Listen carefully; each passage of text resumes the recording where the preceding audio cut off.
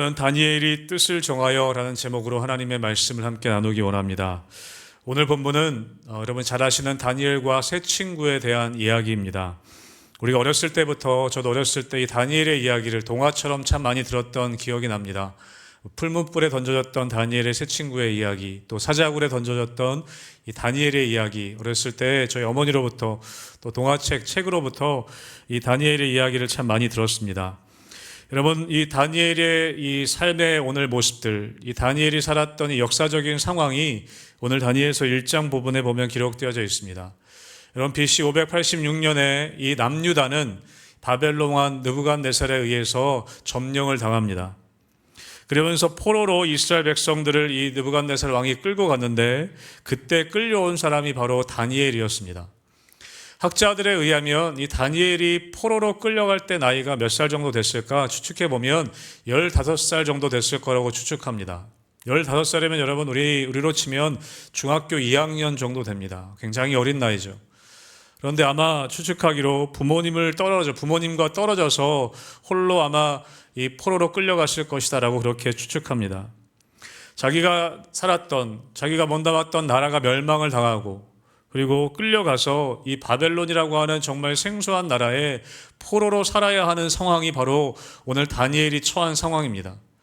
제가 어렸을 때만 해도 이 다니엘의 이야기를 읽을 때는 그냥 편안하게 사자굴에 들어갔다가 살아나온 아주 따뜻한 이야기로 읽었지만 사실은 다니엘이 살았던 이 삶의 현장은 굉장히 처절한 모습이었습니다.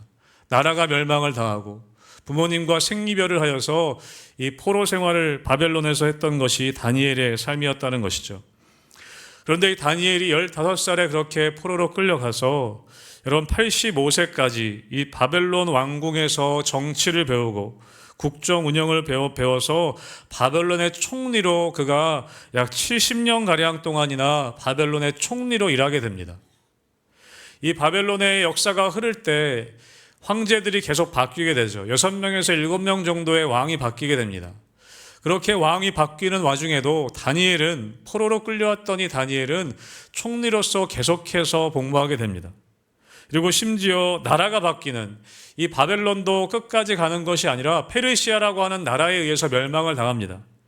그 페르시아가 들어서고 또 페르시아의 초대 왕이었던 고레스 왕이 다스릴 때에도 이 다니엘은 계속해서 그 나라의 총리로 일하게 됩니다. 황제들이 바뀌고 심지어 나라가 바뀌는 제국이 바뀌는데도 이 다니엘은 바뀌지 않고 그 자리에 있게 되는 것이죠. 여러분, 이것이 하나님이 하시는 일이라고 믿습니다. 여러분, 이 다니엘서와 관련된 여러 가지 신앙 서적들이 있는데 그 중에 이런 제목의 책이 있습니다. 바벨론에서 그리스도인으로 살기라는 제목의 책이 있습니다. 여러분, 그 책에서 뭐라고 이야기하냐면 우리가 사는 이 세상은 성경이 말하는 바벨론과 참 많이 닮아 있다라고 이야기합니다. 여러분, 우리가 살아가는 이 땅의 삶은 이 다니엘이 포로 생활을 했던 이 바벨론의 삶과 참 많이 닮아 있다는 것입니다. 여러분, 그래서 어떤 면에서 그러한지 오늘 말씀을 통해 한번 살펴보고 그 바벨론에서 포로로 끌려갔던 이 다니엘이 어떻게 흔들림 없이 믿음으로 그 믿음을 지키며 하나님의 살아계심을 경험하며 살았는지 오늘 말씀을 통해 함께 우리가 살펴보고자 합니다. 여러분, 그 전에 아까도 말씀드린 것처럼 이 다니엘이 살았던 이 남유다가 멸망하는 바벨론이 이 남유다를 점령하는 이 역사적인 사건을 오늘 다니엘서 1장은 이렇게 기록하고 있습니다. 여러분, 다니엘서 1장 우리 1절의 말씀을 통해 오늘 역사적 상황을 먼저 한번 살펴보기 원합니다. 1장 1절 같이 읽습니다. 시작. 유다 왕 여호야김이 다스린 지 3년이 되는 해에 바벨론 왕 느부갓네살이 예루살렘에 이르러 성을 에워쌌더니, 그럼 남유다의 여호야김이라고 하는 왕이 있었습니다. 그가 다스리던 때에 이 바벨론이 오늘 쳐들어온 것이죠. 그리고 예루살렘을 에워쌌습니다. 여러분, 이 여호야김은 누구인가? 여러분, 여호야김 왕의 아버지가 누구냐면 여러분 들어보셨는지 모르겠습니다. 요시야라고 하는 왕입니다. 요시야. 여러분, 남유다에서 요시야 왕은 굉장히 유명한 선왕입니다. 하나님을 경외했던 아주 유명한 왕이었습니다. 여러분, 요시야 왕의 행적을 보면 열왕기 하에 보면 어떤 게 있냐면 이 요시야 왕이 이 신하들로 하여금 성전을 이제 다시 한번 수리하게 합니다. 그런데 성전을 수리하는 중에 모세의 율법책을 발견합니다. 그리고 모세 율법책이 발견되어졌을 때 요시아에게 그 율법책을 읽게 만듭니다. 읽혀줍니다. 요시아가 그 말씀을 듣습니다. 그리고 요시아가 그 말씀을 듣고 어떻게 하냐면 옷을 찢고 하나님 앞에 철저하게 회개합니다. 아, 우리 조상들이 이렇게 하나님 앞에 죄를 저질렀구나. 그것이 우리가 범한 죄이구나. 그 죄를 깨닫고 하나님 말씀을 듣고 옷을 찢고 그 말씀을 근간으로 해서 나라의 개혁을 일으킵니다. 놀라운 개혁을 일으켰던 왕이 요시야 왕입니다. 여러분 열왕기하 23장 25절에 보면 이 요시야 왕에 대해서 이렇게 평가하고 있습니다. 같이 함께 열왕기하 23장 25절 읽어보겠습니다. 시작. 요시야와 같이 마음을 다하며 뜻을 다하며 힘을 다하여 모세의 모든 율법을 따라 여호와께로 돌이킨 왕은 요시야 전에도 없었고 후에도 그와 같은 자가 없었더라. 아멘. 여러분 요시야 왕에 대해서 아주 놀라운 평가를 합니다. 요시야처럼 마음을 다하고 뜻을 다하고 힘을 다하여서 하나님 말씀을 따랐던 사람이 없었다. 하나님 뭐라고 하시냐면 요시야 왕 이전에도 후에도 그와 같은 사람이 없었다. 여러분 놀라운 평가 아닙니까? 저런 여러분들이 이런 요시야 왕과 같은 평가를 하나님께로부터 받게 되시기를 주님의 이름으로 축복합니다. 너와 같은 사람이 없다. 우리 교회도 마찬가지죠. 하나님 말씀을 마음을 다하고 뜻을 다하고 힘을 다해서 이렇게 순종한 교회가 없다. 저는 우리 교회가 그런 평가받게 되기를 주님의 이름으로 축복합니다. 오늘 요시야 왕이 그런 평가를 받았다는 거예요. 여러분 그 요시야 왕의 아들이 누구냐면 오늘 다니엘서 1장 1절에 나오는 여호야김입니다. 여러분 여호야김, 그런데 여호야김 시대에는 어떻게 됐습니까? 바벨론에게 그 나라가 점령이 되어버렸습니다. 여러분 이렇게 어떻게 한 세대 만에 이런 일이 일어날 수 있을까? 요시야 왕 때는 하나님의 그 개혁, 하나님 말씀으로 인한 개혁으로 인해서 나라가 부흥하고 있었는데 그의 아들이었던 여호야김 때에 어떻게 이렇게 나라가 추락할 수 있을까? 여러분 여호야김에 대해서 잠깐 살펴보면 이 지난주에 우리가 예레미야서 말씀 함께 나눴는데요. 예레미야 선지자가 이 여호야김 왕 때 활동했던 선지자입니다. 그래서 예레미야 36장 21절 22절에 보면 이렇게 기록하고 있습니다. 왕이 여호디를 보내어 두루마리를 가져오게 하매 여호디가 서기관 엘리사마의 방에서 가져다가 왕과 왕의 곁에 선 모든 고관의 귀에 낭독하니 그때는 9째 달이라. 왕이 겨울 궁전에 앉았고 그 앞에는 불피운 화로가 있더라. 하나님께서 예레미야 선지자를 통해서 말씀을 적게 하십니다. 그리고 그 두루마리를 왕을 통해 듣게 하시죠. 왕과 왕의 곁에 선 모든 고관이 그 말씀을 듣습니다. 여러분 그 말씀을 듣던 여호야김 왕이 어떻게 반응하는지 우리 23절, 24절의 말씀도 같이 그 부분은 같이 읽어보겠습니다. 같이 읽습니다. 시작. 여호디가 선호 쪽을 낭독하면 왕이 면도칼로 그것을 연하여 베어 화롯불에 던져서 두루마리를 모두 태웠더라. 왕과 그의 신하들이 이 모든 말을 듣고도 두려워하거나 자기들의 옷을 찢지 아니하였고. 여러분 이 여호야김과 그의 신하들이 말씀을 들을 때 어떻게 반응했다고 나와 있습니까? 여호야김은 왕은 면도칼로 그 말씀을 듣고 면도칼로 그것을 베어서 화롯불에 던져버렸다고 합니다. 여러분 그 말씀의 두루마리를 다 태워버렸습니다. 그리고 왕과 그의 신하들은 뭐라고 얘기합니까? 그 말을 듣고도 모든 말을 듣고도 두려워하거나 자기들의 옷을 찢지 않았다. 회개하지 않았다는 것이죠. 여호디가 말씀을 읽자 여호야김 왕은 대수롭지 않게 여기고 오히려 그 말씀을 쓴 두루마리를 다 불로 태워버립니다. 이런 말씀을 무시해버렸다는 것이죠. 이런 말씀보다는 이 여호야김 왕은 그 당시에 강대국이었던 애굽의 눈치를 보고 있었습니다. 하나님의 말씀보다는 눈에 보이는 상황과 환경에 휘둘렸던 것이 여호야김 왕이었습니다. 여러분 그럴 때 이 나라가 어떻게 됩니까? 바벨론에 의해 멸망을 당하게 됩니다. 사랑하는 성도 여러분, 이런 말씀을 잃어버린 성도는 반드시 타락하게 되어집니다. 아무리 목사라 할지라도 여러분 말씀을 잃어버린 목사는 반드시 타락하게 되어져 있습니다.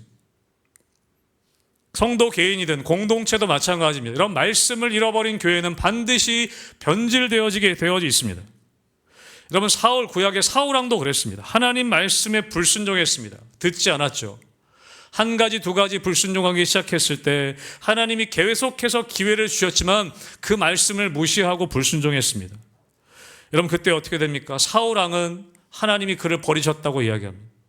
여러분, 여호야김 시대는 단순히 여호야김 왕만이 아니라 여러분, 공동체 전체가, 이스라엘 남유다 공동체 전체가 이런 분위기였다는 것입니다. 하나님의 말씀을 무시하는 분위기, 하나님 말씀을 듣기 싫어하는 분위기. 여러분, 그래서 여호야김 왕은 말씀만 버린 것이 아니라 그 말씀을 전하는 예레미야 선지자도 때리고 감옥에 가두어 버렸습니다. 사랑하는 성도 여러분, 하나님의 말씀이 우리 가운데 들려질 때 내가 요시야 왕처럼 반응할 것인가, 아니면 여호야김 왕처럼 반응할 것인가? 사랑하는 성도 여러분, 저는 여러분이 말씀이 들려주실 때 요시야 왕과 같이 반응하게 되시길 주님의 이름으로 축복합니다. 말씀을 듣고 회개하고 하나님 말씀에 순종하고 나의 삶을 개혁하는 요시야 왕. 그런데 그 아들이었던 여호야김은 하나님 말씀을 듣기 싫어하고 하나님 말씀을 무시하고 그랬을 때 그 나라가 멸망하는 하나님의 심판을 받게 되었다는 것이죠. 여러분, 그렇게 이스라엘 백성들은, 남유다 사람들은 포로로 끌려갑니다. 거기에 다니엘이 속해 있었다는 것이죠. 여러분, 바벨론으로 그렇게 포로들을 끌고 왔던 느부갓네살 왕은 어떤 정책을 펴는가? 여러분, 우리 1장 4절의 말씀을 우리 다시 한번 같이 읽어보겠습니다. 1장 4절의 말씀이 있습니다. 시작. 곧 흠이 없고 용모가 아름다우며 모든 지혜를 통찰하며 지식에 통달하며 학문에 익숙하여 왕국에 설 만한 소년을 데려오게 하였고 그들에게 갈대아 사람의 학문과 언어를 가르치게 하였고.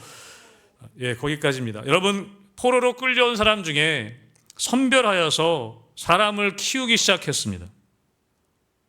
포로로 잡혀왔을 때 왕궁에서 쓸만한 사람들을 따로 뽑았다는 것이죠. 출중한 젊은이들을 데려갔습니다. 지혜가 있고 지식에 통달하고 학문에 익숙한 사람들을 데려다가 3년간 잘 훈련시켜서 바벨론 왕에게 충성할 사람들로 만들어갔다는 것입니다. 이 남유다에 쓸만한 사람들을 아마 씨를 말려 데려갔을 것입니다. 여러분, 우리 일제시대 때도 그러지 않았습니까? 지식인들을 데려가서 그들을 일제 식민지 하에서 일제 황제를 섬기는 사람으로 만들려고 했습니다. 똑같다는 것이죠. 여러분, 그렇게 다니엘과 세 친구는 그렇게 뽑혀져 갔습니다. 그렇게 바벨론에서 살게 되었습니다. 여러분, 우리가 말씀을 잃어버리면 여호야김 자체만의 문제가 아니라, 여호야김 세대만의 문제가 아니라, 여러분, 우리가 말씀을 잃어버리게 되면 한 세대 만에 우리의 다음 세대가 여러분 바벨론에서 살게 되는 일들이 일어나게 된다는 것입니다. 여러분, 우리의 자녀들이, 우리의 다음 세대가 지금 바벨론과 같은 이 땅 가운데 살 수밖에 없는 것, 여러분, 그것이 우리의 죄악의 결과일 수 있다는 것이죠. 우리는 회개해야 한다는 것입니다. 여러분, 우리가 하나님 앞에 불순종하고 말씀을 잃어버리는 것은요, 우리만의 피해가 아니라 우리의 다음 세대에게 영향을 미친다는 것입니다.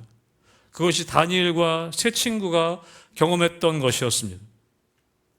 여러분, 우리가 아까 책에서도 우리가 함께 나눴지만 우리는 이미 바벨론과 같은 세상 가운데 살고 있습니다. 우리 자녀들이 바벨론에 살게 한 것이 우리의 책임이라는 회개가 우리 가운데 있어야 한다는 것이죠. 여러분, 이 바벨론이라고 하는 나라 가운데 우리가 살고 있는 이 땅에, 여러분, 그 바벨론은 어떤 정책을 펴는가? 포로들에게. 오늘 읽은 4절 말씀 뒷부분에 보면 그들에게 갈대아 사람의 학문과 언어를 가르치게 하였다라고 이야기합니다. 학문과 언어를 가르쳤다. 여러분, 갈대아 사람의 언어를 가르쳤다는 것. 여러분, 언어라는 것은요, 그 정체성과 관련이 있습니다. 내가 어떤 나라 말을 하는가, 어떤 말을 하는 것은 나의 정체성을 드러내는 것입니다. 여러분, 그래서 우리 일본이 우리를 식민지 삼았을 때 민족 말살 정책이라는 정책을 폈습니다. 그 중에 일환으로 뭐를 했냐면 조선어 말살 정책을 폈습니다. 말을 없애버린 것이죠. 한국말을 못하게 했습니다. 일본어를 가르쳤다는 것이죠. 왜냐하면 그 언어라는 것이 우리의 정체성이기 때문에 그렇습니다. 여러분, 바벨론으로 끌려간 엘리트 계층의 사람들에게 그 나라의 학문과 그 나라의 말을 가르치기 시작했습니다. 여러분, 우리가 예수님을 믿고 하나님 나라의 백성이 된다는 것은 어떤 의미냐면 나의 정체성이 바뀌었다는 의미입니다. 나는 이제 하나님 나라 백성으로 사는 것입니다. 그것은 어떤 의미냐면 이 땅의 언어가 아니라 나는 하나님 나라의 말을 하겠다라는 그런 결단인 것이죠. 하나님 나라의 언어를 하겠다는 것입니다. 여러분, 하나님 나라의 말이라는 게 우리가 뭐 방언을 하겠다 그런 의미가 아니라 하나님이 기뻐하시는 말을 한다는 의미입니다. 여러분, 성경에 보면 우리가 신앙생활 할 때 이 말에 관련된 그런 구절이 굉장히 많습니다. 그만큼 우리의 신앙생활에서 하나님 나라의 백성의 정체성으로 내가 어떤 말을 하느냐가 너무나 중요하다는 것이죠. 여러분, 골로새서 말씀에 보면 이런 말씀이 있습니다. 골로새서 3장 8절과 9절 말씀 같이 한번 우리 읽어보도록 하겠습니다. 8절과 9절입니다. 시작. 이제는 너희가 이 모든 것을 벗어버리라. 곧 분함과 노여움과 악의와 비방과 너희 입에 부끄러운 말이라. 너희가 서로 거짓말을 하지 말라. 옛사람과 그 행위를 벗어버리고. 아멘. 예수님 믿은 하나님 나라의 백성으로서 이것을 벗어버리라고 얘기합니다. 무엇입니까? 말에 관련된 거예요. 분함, 분내는 말, 노여워하는 말, 악의와 비방과 그 입에 부끄러운 말들을 벗어버려라. 거짓말을 하지 말아라. 이런 말에 관련된 것들이죠. 여러분, 우리는 하나님 나라의 백성으로 하나님 기뻐하시는 말을 해야 한다는 것입니다. 불평하고 원망하는 것, 이스라엘 백성들이 했던 말이죠. 하나님 기뻐하시지 않았습니다. 비방하고 노여워하고 분내어하는 말, 여러분, 그런 말들을 버리라고 말씀하고 있습니다. 여러분, 저도 어렸을 때 학교 이제 가면 사실은 학교 가서 지식을 먼저 배우기보다 제가 먼저 배웠던 건 뭐냐면 욕이었습니다. 욕을 먼저 배웠습니다. 유치원 때까지만 해도 그렇게 욕을 잘 몰랐었는데 학교 가서 욕을 많이 배웠어요. 여러분, 제가 또 군대 가서 제가 평생 할 수 있는 욕보다 군대에서 2년 2개월 동안 했던 욕이 훨씬 많습니다. 여러분, 제가 욕 잘했습니다. 네. 지금은 하지 않습니다. 왜 그러냐면 제가 군대에 들어가서 시작부터 끝까지 제가 귀에 들렸던 것은요, 욕이었습니다. 사실. 이런 군대 생활을 하는데 한 문장을 하는데 욕이 들어있지 않으면 대화가 안 될 정도였습니다. 우리 남자분들은 이해하실 겁니다. 고참들이 저희들에게 이야기할 때요, 욕이 들어가지 않으면 대화가 안 될 정도였습니다. 여러분, 제가 그 욕을 계속 듣다 보니까 욕도 여러분 전국 8도 욕을 다 들어봤습니다. 욕도 다양하더라고요. 경상도 욕이 다르고요. 여러분, 전라도 욕이 다릅니다. 서울 사람 욕도 다르고 충청도 욕도 다릅니다. 나중에 궁금하시면 제가 오시면 알려드리겠습니다. 여러분, 제가 그 욕을 너무 많이 듣다 보니까 나중에 보니까 제가 그 욕을 하고 있더라고요. 저희 후임들에게 화내면서 제가 욕을 하고 있더라고요. 전혀 잘 몰랐어요. 제가 욕을 하는지. 제가 욕을 그렇게 잘하는지 몰랐거든요. 나중에 근데 제가 다시 보니까 제가 욕을 하고 있어요. 제가 병장이 돼서 제가 결단한 것이었습니다. 욕하지 않겠다. 여러분, 욕하지 않고 말하려니까 너무 힘들더라고요. 군대에서. 제가 후임들한테 화를 내야 되는데 욕하지 않으면서 화를 내려고 하니까 그게 너무 힘든 거예요. 근데 제가 병장이 되면서 결단했거든요. 내가 욕하지 않겠다. 그래서 후임들한테 화를 내거나 혼을 낼 때도 욕하지 않고 혼을 내려고 굉장히 애를 많이 썼습니다. 여러분, 우리가 살아가는 우리 삶의 자리들이 그렇습니다. 여러분, 하나님이 원하시지 않는 말들을 하게 합니다. 비방하고 분내하고 음담패설하게 하고, 여러분, 그런 말들을 하게 하는 것이 이 땅에서의 문화입니다. 여러분, 오늘 다니엘과 세 친구는 바벨론으로 끌려가서 바벨론이 어떤 정책을 폈습니까? 그 나라의 학문과 언어를 가르치게 했습니다. 말살 정책, 언어에 대한, 말에 대한 말살 정책을 폈습니다. 왜 그러냐면 그것이 우리의 정체성이기 때문에 그렇습니다. 사랑하는 성도 여러분, 여러분의 입술 가운데 여러분 하나님이 기뻐하시는 말하게 되시길 주님의 이름으로 축복합니다. 칭찬하고 격려하고 때로는 권면하고, 이런 말씀이 우리의 입술 가운데 있어야 한다는 거예요. 그렇지 않으면 우리는 세상 가운데에서 세상의 언어를 배우게 됩니다. 욕하고 비방하고 이간질하는 말들을 배우게 됩니다. 남들을 깎아내리는 말들을 배우게 됩니다. 여러분, 그것이 바벨론의 정책이었다는 것이죠. 여러분, 또 바벨론은 어떤 정책을 폈는가? 5절 말씀에 보면 이렇게 되어 있습니다. 왕이 지정하여 그들에게 왕의 음식과 그가 마시는 포도주에서 날마다 쓸 것을 주었다. 왕이 사사한 음식과 포도주를 먹고 마시게 했다는 것입니다. 여러분, 왕이 뭘 준다고 하면 여러분 대단히 영광스러운 것 아니겠습니까? 그 당시에 더군다나. 여러분, 그런데 우리는 무엇을 먹고 마시느냐가 너무나 중요합니다. 무엇을 먹고 마시느냐가 나의 체질을 결정하게 됩니다. 여러분, 이것은 단지 음식만의 문제가 아니라는 것이죠. 우리가 흡수하고 내가 받아들이는 것들, 내가 눈으로 보고 귀로 듣고 내가 체험하는, 내가 흡수하고 받아들이는 모든 것들을 의미합니다. 여러분, 우리가 살아가는 삶의 자리에서는 주로 이 문화와 관련된, 문화를 통해 우리가 그 세상의 것들을 받아들이게 됩니다. 드라마와 영화, 우리 청소년들 같은 경우는 게임, 여러분, 우리가 흔하게 접할 수 있는 이 세상의 문화들을 우리가 흡수하게 될 때 여러분, 우리의 정체성이 바뀔 때가 있다는 것이죠. 사랑하는 성도 여러분, 아무거나 먹고 아무거나 마시지 않게 되시길 주님의 이름으로 축복합니다. 세상이 주는 대로 다 받아들여서는 안 된다는 거예요. 우리 자녀들에게 그렇게 가르쳐야 한다는 것, 세상이 주는 것을 그냥 그대로 다 받아들여서는 안 된다는 것입니다. 여러분, 또 바벨론은 어떤 정책을 폈는가? 6절의 이후에 보면 이름을 바꿉니다. 이름을 바꿉니다. 계명을 한다는 것이죠. 우리나라 일본 식민지 때도 그러지 않았습니까? 창씨 계명하지 않았습니까? 이름을 다 바꿔버렸습니다. 왜요? 이름이 우리의 정체성이기 때문에. 여러분, 다니엘과 세 친구의 이름이 6절에 기록되어져 있습니다. 다니엘, 하나냐, 미사엘, 아사랴. 여러분, 다니엘의 뜻이 무엇인지 아십니까? 다니엘 이름의 뜻. 하나님이 나의 심판관이시다. 하나님이 나의 심판자이시다. 그런 뜻입니다.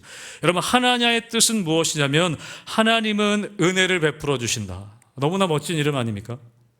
미사엘은 무슨 뜻이냐면 하나님과 같은 분이 누구신가? 하나님과 같은 분이 누구신가? 멋진 말이죠. 멋진 이름이죠. 여러분, 아사랴의 뜻은 무엇이냐면 하나님이 도우신다라는 의미입니다. 여러분, 그 이름들에는 자신의 정체성이 있는 거예요.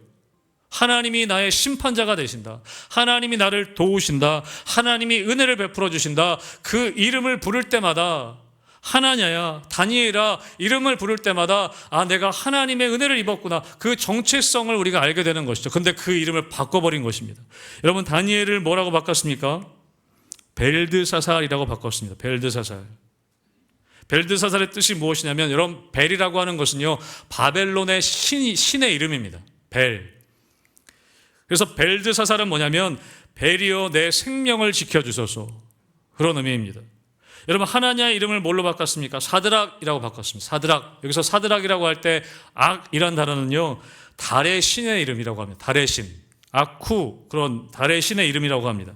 그래서 사드락은 뭐냐면 달의 신인 아쿠가 명령한다, 그런 의미라고 합니다. 아쿠가 명령한다. 미사엘은 뭐라고 바꿨습니까? 메삭이라고 바꿨습니다. 메삭도 악이란 단어가 들어가죠. 그래서 누가 아쿠의 신인가, 그런 의미라고 합니다. 아사랴는 아벤느고라고 이름을 바꿨습니다. 여기서 느고라는 것은요, 아까 바벨론의 신의 이름이 벨이라고 했잖아요. 벨 신의 아들이 느고라고 합니다. 느고. 그래서 아벤느고는 뭐냐면 느고의 종이다 라는 뜻이라고 합니다. 여러분, 그렇게 이름을 바꾼 것입니다. 자기의 이름을 부를 때마다 나는 하나님이 도우신다, 하나님의 은혜를 입었다라는 이름이었는데, 이제 이름을 들을 때마다 벨이여 내 생명을 지켜주소서, 느고의 종이다, 그렇게 이름을 불렀다는 것이죠. 여러분, 이렇게 장황하게 이름을 설명합니까? 여러분, 그 이름이 우리의 정체성이라는 것이죠. 여러분, 세상은 우리의 이름을 바꾸려고 합니다. 하나님의 백성, 하나님의 자녀. 여러분, 우리가 그 이름인데 우리는 패배자, 실패자, 세상은 우리에게 그런 이름을 붙이려고 한다는 것이죠. 여러분, 그것이 바벨론의 정책이었다는 것입니다. 여러분, 이 세 가지 정책 무엇입니까? 이름을 바꾸고, 또 음식과 포도주를 먹게 하고, 또 그들에게 학문과 언어를 가르치는 것. 여러분, 궁극적으로 뭐냐면 그들의 정체성을 바꾸려고 했던 것입니다. 여러분, 바벨론과 같은 이 세상 가운데 살아갈 때 사단이 하는 것도 똑같습니다. 우리의 정체성을 바꾸려고 합니다. 우리가 하나님의 자녀인데 하나님의 자녀로 살지 못하게 만듭니다. 우리가 하나님의 아들, 딸들이고, 우리가 예수 그리스도의 신부이고 예수 그리스도의 종인데 우리가 그렇게 살지 못하게 정체성을 바꾸는 것이 여러분, 세상의 또 사단의 그런 정책이라는 것이죠. 여러분, 창세기에 보면 아담과 하와가 죄를 짓는 그런 과정들이 나와 있습니다. 어떻게 그 선악과를 따먹게 되는지, 여러분 창세기 3장 6절의 말씀 같이 함께 우리 읽어보겠습니다. 창세기 3장 6절입니다. 시작. 여자가 그 나무를 본즉 먹음직도 하고 보암직도 하고 지혜롭게 할 만큼 탐스럽기도 한 나무인지라 여자가 그 열매를 따먹고 자기와 함께 있는 남편에게도 주매 그도 먹은지라. 아멘. 여러분 그 선악과 에덴 동산에 있었던 선악과는요 사실 아담과 하와가 전혀 신경 쓰지 않았었습니다. 하나님 먹지 말라고 했으니까 그냥 아무렇지 않았어요. 그런데 뱀의 이야기를 듣기 시작했을 때, 하나님의 말씀보다 뱀의 이야기를 막 듣기 시작했을 때 그 선악과가 어떻게 보이기 시작했냐면 먹음직도 하고 보암직도 하고 지혜롭게 할 만큼 탐스럽게 보였다는 거예요. 그리고 결국에 어떻게 됩니까? 그 선악과를 따먹게 됩니다. 다른 사람에게도 주게 됩니다. 여러분 우리가 하나님의 말씀을 무시하고 하나님의 말씀을 듣지 않고 하나님의 말씀에 순종하지 않는 삶을 살아갈 때 우리는 세상의 소리를 듣게 됩니다. 그리고 어떻게 됩니까? 내가 전에는 전혀 신경 쓰지 않았던 것들이 이제는 먹음직스러워 보이고, 야, 저거 내가 취하면 내가 성공할 수 있지 않을까? 하나님이 기뻐하시지 않는 것이어도 그것이 먹음직스러워 보이고 보암직스러워 보이게 되는 것이죠. 여러분 우리의 정체성을 사단은 그렇게 바꿔가는 것입니다. 사랑하는 성도 여러분, 여러분 하나님 말씀을 여러분 무시하지 않게 되시길 주님의 이름으로 축복합니다. 세상의 소리보다 하나님의 말씀에 귀 기울여야 합니다. 여러분 여호야김 왕은 아버지 요시야처럼 하나님의 말씀을 듣지 않고 그 하나님 말씀 무시했을 때 결국에 세상의 소리를 듣고 또 바벨론에 끌려가서 이 바벨론에서 이런 정책 가운데 많은 사람들이 유혹되고 시험에 넘어지게 되었다는 것이죠. 여러분 그런데 오늘 이런 바벨론의 정책 가운데서도 오늘 다니엘이 어떻게 하는가, 우리 다니엘의 모습을 함께 보겠습니다. 우리 1장 8절의 말씀 우리 함께 읽어보겠습니다. 다니엘서 1장 8절 같이 읽겠습니다. 시작. 다니엘은 뜻을 정하여 왕의 음식과 그가 마시는 포도주로 자기를 더럽히지 아니하리라 하고 자기를 더럽히지 아니하도록 환관장에게 구하니. 아멘. 그럼 오늘 다니엘은 그 포로의 생활 가운데 그 바벨론의 정책 가운데에도 어떻게 합니까? 뜻을 정했다라고 이야기합니다. 뜻을 정했다. 안 먹기로 정했다는 거예요. 여러분 그 왕의 음식들 먹을만 했습니다. 마실만 했습니다. 여러분 그것이 얼마나 이 바벨론 사람들에게는 영광스러운 일인지 몰랐습니다. 여러분 바벨론 사람들에게는 그것이 인생의 최대 꿈이었을 수도 있습니다. 왕이 하사하는 음식을 먹어보는 것. 여러분 그거 먹기 위해 우리도 어쩔 때는 달려가는 것이 아니겠습니까? 그러한 성공의 삶을 위해 우리가 달려갈 때도 있지 않습니까? 더군다나 다니엘은 포로였습니다. 전쟁 포로였는데 전쟁 포로가 이렇게 왕 앞에서 왕의 음식을 먹을 수 있다는 건 놀라운 성공이죠. 더 이상 바랄 것 없는 성공일 것입니다. 그런데 오늘 다니엘은 그것을 먹지 않기로 뜻을 정하였습니다. 세번역 성경에 보니까 다니엘은 왕의 그 음식을 먹지 않겠다고 마음을 먹었다, 결심했다라고 이야기합니다. 결심했다라는 것이죠. 여러분 우리가 살아가는 삶의 자리에는요 옛날 우리 어르신들보다 훨씬 더 누릴 것이 많은 시대입니다. 그렇죠. 예전에보다 누릴 것, 먹을 것, 누릴 것이 너무 많지 않습니까? 아무리 살기 어렵다 하더라도 옛날 우리 부모님들, 우리 할머니, 할아버지 세대에 비하면 너무나 먹을 것 많고 누릴 것이 많은 시대에 살고 있습니다. 여러분 이 시대 가운데 여러분 세상에서 원하는 것은 무엇이냐면 나의 능력보다 더 최대한, 나의 능력을 최대한 발휘해서 모든 것을 해볼 수 있는 것이 능력이라고 세상은 이야기합니다. 여러분 그런데 하나님 나라에서의 진짜 능력은 무엇이냐면 내가 다 할 수 있지만, 내가 할 수 있지만 하지 않기로 결단할 수 있는 절제가 하나님 나라에서는 능력이라고 이야기한다는 것입니다. 여러분 다니엘은 뜻을 정해서 자기를 더럽히지 않기 위해서 먹지 않기로 결단합니다. 어쩌면 이것은 세상에서 자랑거리잖아요. 내가 왕의 음식을 먹었다. 왕이 하사한 포도주를 내가 마셨다. 그런데 여러분 그것을 하지 않기로 다니엘은 결단했다는 것입니다. 절제했다는 것이죠. 여러분 오늘 본문 1절부터 9절까지의 말씀을 쭉 읽다 보면 이 본문의 주어들, 이 문장들의 주어가 누구인지가 굉장히 중요한 것을 보게 됩니다. 여러분 오늘 1장 3절 말씀에 보면 이렇게 되어져 있습니다. 왕이 환관장 아스부나스에게 말하였다. 왕이 말해서 명령했습니다. 여러분 또 5절에 보면 또 왕이 지정하여 그들의 왕의 음식과 포도주를 제공했다. 왕이 그렇게 했다는 거예요. 왕이 지정해서 왕이 그 음식과 포도주를 먹게 했다는 것이죠. 또 7절에 보면 환관장이 그들의 이름을 고쳤다라고 되어 있습니다. 여러분 우리는 이 세상을, 이 바벨론과 같은 세상을 살아갈 때 그냥 가만히 있으면요, 여러분 세상이 우리를 그렇게 이끌어갑니다. 왕이 이렇게 하는 대로, 환관장이 이렇게 하는 대로, 여러분 우리가 그렇게 세상에 그렇게 이끌려갈 수밖에 없다는 것이죠. 그런데 오늘 8절에 보면 어떻게 시작합니까? 다니엘은 뜻을 정했다라고 되어 있습니다. 다니엘이 뜻을 정했다. 여러분 3절과 5절과 7절과 주어가 왕과 환관장이었습니다. 이 세상이 우리의 삶의 주어가 될 때가 있습니다. 세상이 이렇게 하니까, 세상이 이렇게 하니까, 그렇게 나를 세상이 이끌어 갈 때가 있습니다. 여러분 그런데 오늘 다니엘은 8절에 와서 그것을 끊어버리고 어떻게 합니까? 다니엘은 뜻을 정하였다라고 되어 있습니다. 사랑하는 성도 여러분, 우리는 그냥 가만히 있으면 하나님의 뜻이 아닌 세상의 뜻에 쫓아가게 되어져 있습니다. 가만히 있으면. 여러분 오늘 그때 다니엘은 어떻게 합니까? 뜻을 정했습니다. 사랑하는 성도 여러분, 여러분 믿음으로 뜻을 정할 수 있게 되시길 주님의 이름으로 축복합니다. 내가 마음으로, 내가 믿음으로 결단하지 않으면 여러분 세상이 우리를 이끌고 가게 되어져 있습니다. 우리 자녀들에게 믿음으로 결단하게 시키지 않으면, 그렇게 교육하고 양육하지 않으면 여러분 세상이 우리 자녀들을 이끌고 가게 되어져 있습니다. 그것이 바벨론과 같은 이 세상이라는 것이죠. 여러분 그리고 다니엘은 어떻게 합니까? 뜻을 정하고 오늘 8절 뒤에 보면 환관장에게 구하였다. 환관장에게 요청했다는 거예요. 환관장에게 나는 먹지 않겠다라고 선언했다는 것이죠. 여러분 뜻을 정했으면 여러분의 뜻을, 여러분의 결심을 여러분 밝혀야 합니다.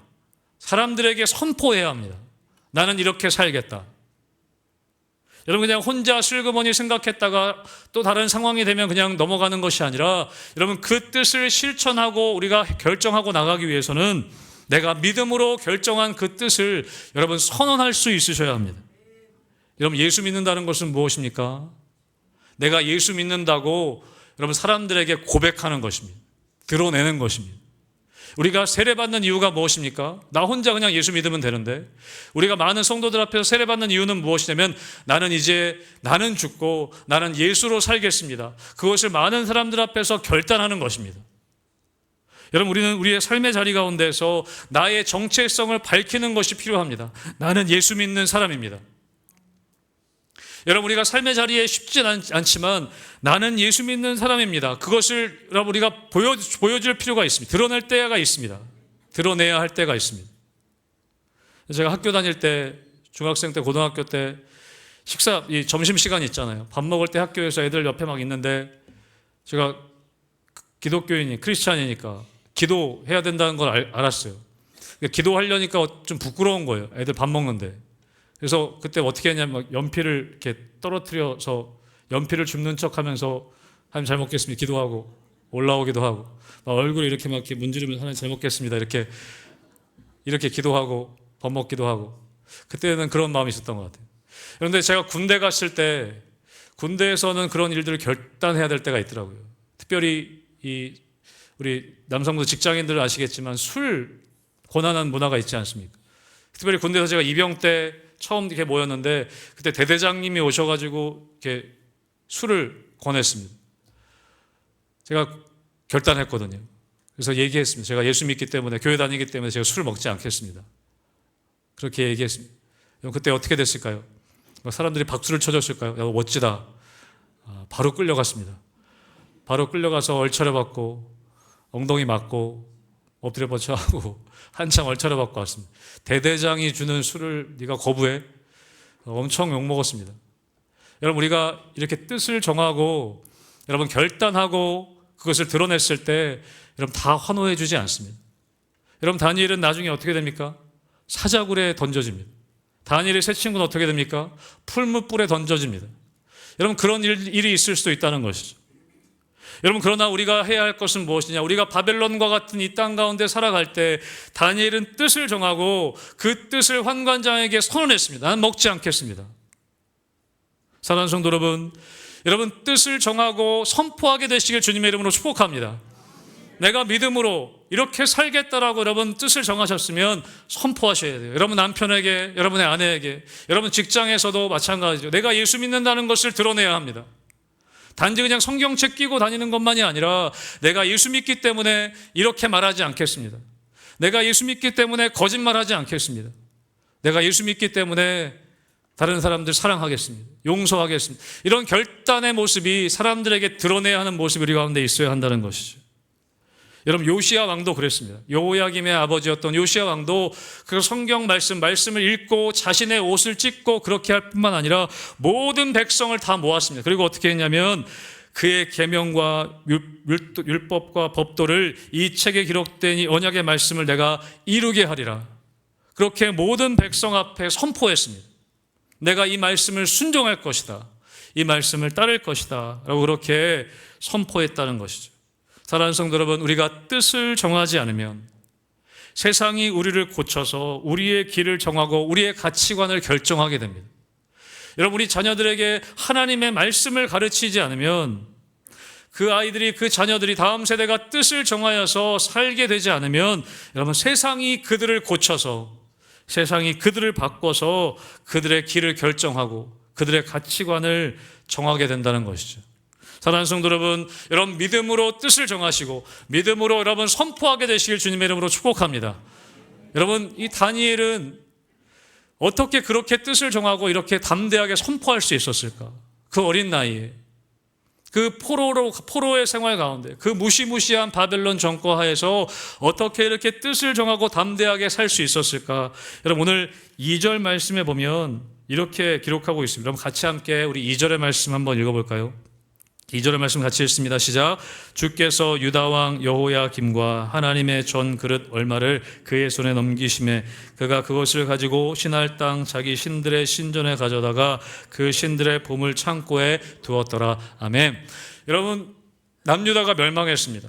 그리고 바벨론이 쳐들어와서 남유다가 멸망하게 되죠.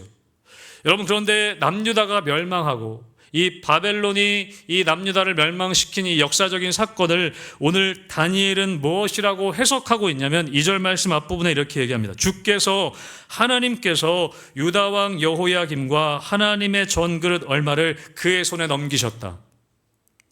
남유다가 멸망한 것이 바벨론이 힘이 세서가 아니고 바벨론이 남유다를 점령할 수 있었던 것이 바벨론이 군사력이 강해서가 아니라 이것은 하나님께서 여호야김과 하나님의 전그릇 얼마를 그의 손에 넘기셨기 때문이다.